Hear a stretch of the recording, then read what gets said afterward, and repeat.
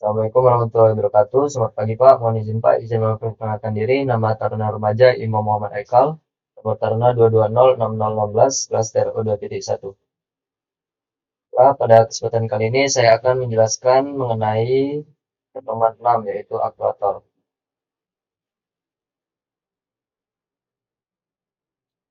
Aktuator merupakan salah satu bagian utama dari sistem kontrol yang fungsinya melaksanakan apa yang diperintahkan oleh ECU sebagai komputer yang ada di kendaraan. Posisi aktuator dari sistem kontrol sebagai berikut: sensor, prosesor, ECU, lalu aktuator. Dari gambar di atas, tarik pengertian bahwa pengolahan perhitungan sinyal dari sensor-sensor oleh ECU akan dikeluarkan berupa sinyal pengendali kerja aktuator. Sehingga kerja aktuator sangat dipengaruhi kondisi-kondisi sinyal dari sensor dan aturan kerja ECU atau program. Lalu di sini ada macam-macam aktuator pada EMS: 1. Relay pompa bensin, 2. Injektor, 3. ISC idle speed control, 4. Koil pengapian, 5. Lampu kontrol engine check, 6. Lain-lain. Di sini adalah fungsi dan cara kerja aktuator. Yang pertama, relay pompa bensin atau relay kombinasi. Di sini ada dua tipe, yakni FV tipe L. Konstruksi relay pompa bensin sebagai berikut. Lalu di sini ada FV tipe D. Konstruksi relay pompanya sebagai berikut. Yang kedua ada injektor. Injektor merupakan aktuator yang berfungsi menyemprotkan bahan bakar ke dalam mesin. Injektor bekerja berdasarkan elektromagnetik yang diatur oleh ECU. Bahan bakar disemprotkan dengan sangat halus. Kadang tiap injektor dirangkai dengan tahanan luar. Injektor yang terpasang di engineer memiliki dua terminal. Salah satu terminal terhubung ke relay komunikasi, mana setiap kunci kontak pada posisi on sudah terdapat tegangan baterai atau standby. Terminal satunya dihubungkan ke ECU sebagai pengatur kerja injektor dan sinyal aktif atau low.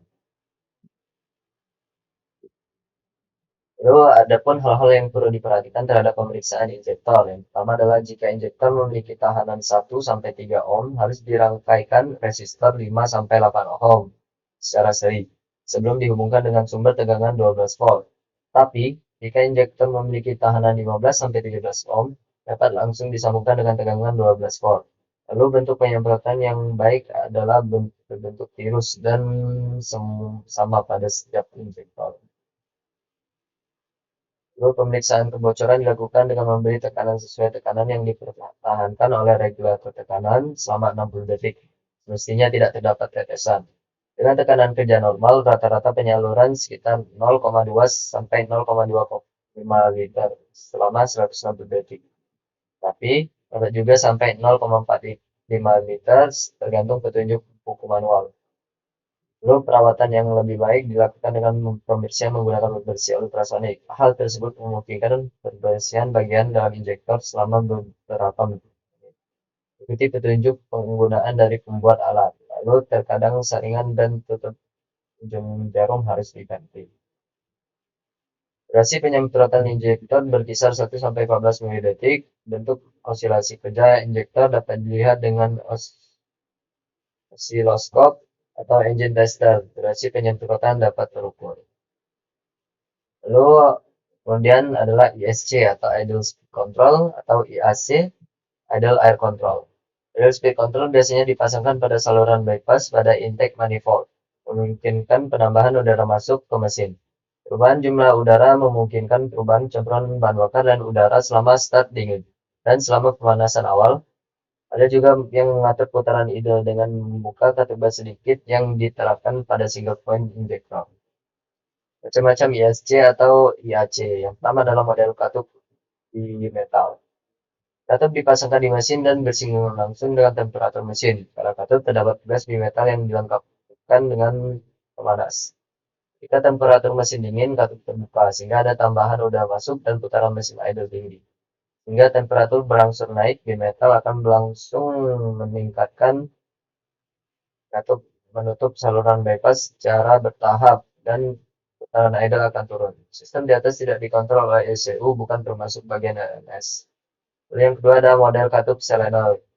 EC ini bekerjanya diatur oleh ECU yang disesuaikan dengan bermacam-macam masukan sensor. Selain itu juga beban-beban kendaraan. Lalu ada model katup rotari. Pada ISC ini di dalam saluran bypass dipasangkan katup rotari yang gerakannya dibatasi 90 derajat. Penggerak dari katup rotasi berupa motor DC.